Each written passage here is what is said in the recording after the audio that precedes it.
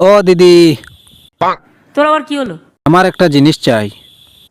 তোমাকে multi super hospital দেওয়া হয়েছে। সে তো দিয়েছেন, কিন্তু আমার কয়েকটা নার্স আর ডাক্তার লাগবে। নার্স অত পাওয়া যাচ্ছে না, ডাক্তার পাওয়া যাচ্ছে না, অনেক কষ্ট করে ডাক্তার খুঁজছি। বিদেশ তো অনেক ডাক্তার আছে দিদি। বিদেশেও বলেছি, বাইরেও বলেছি, যদি ডাক্তার থেকে আসুন, তাহলে ডাক্তার 10,000 অ্যাডভার্টাইজমেন্ট করলে 2,000 আসছে। তবে এখন আমি কি করব দিদি? আমার কাছে তো শুধু নার্স আছে, ডাক্তার নেই। ব্যাস, যা আছে তাই নিয়ে সংশ্লিষ্ট থাকো। আচ্ছা ঠিক আছে। এই ডাক্তার নার্সরা কোথায়? ডাক্তার কোথা থেকে পাবে? চ্যাংরামো হচ্ছে এটা, একটা বলবার মতো একটা লিমিট লাগবে।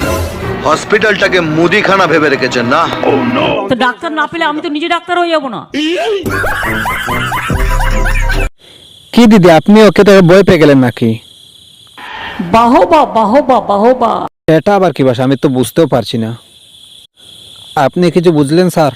বাংলা, হিন্দি, ইংরেজি সব ভাষাই বুঝি। আর যে ভাষা আপনি ছাড়া অন্য কেউ বুঝতে পারে না, তাদের কি হবে? আর যে ভাষাটা আমি ছাড়া অন্য কেউ বোঝে না, সেটা বুঝিয়ে দিই। দিদি, উনি তো বলছেন আপনাকে হিন্দি ভাষা শেখাবে।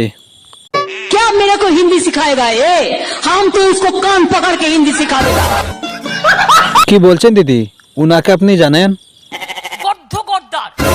তুফান দিদি, সে তো তুফান। বছরে এক আধবার আসে, যখন আসে তখন প্রলয় ঘটে, আর যখন যায় তখন কি হয়?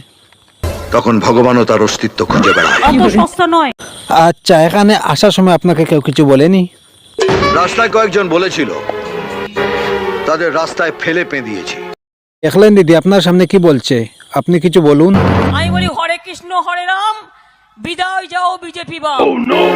এখানেও একজন বলেছিল, তাকে দেওয়ালে সেঁটে দিয়েছি। এত বড় সাহস! তাই তো দেখছি দিদি।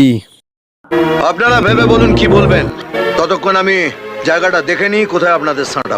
দেখুন দিদি, দেখা হয়ে গেছে। আপনাদের সাঁটার জন্য এই দেওয়ালটা ঠিক আছে।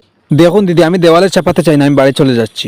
পাবলিকের মার, কেওড়াতলা পার।